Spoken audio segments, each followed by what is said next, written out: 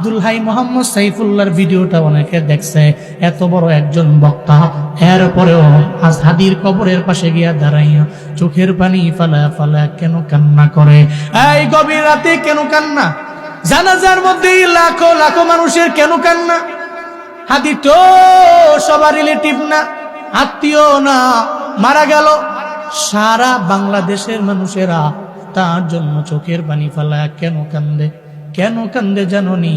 এমন জীবন গঠন করে গেল, ও মরার পরে হাসে রে, দুনিয়ার মানুষেরা ওর জন্য কান্দে। হাদিরা মরে না, মইরা গিয়াও তো অমর হয়ে থাকে।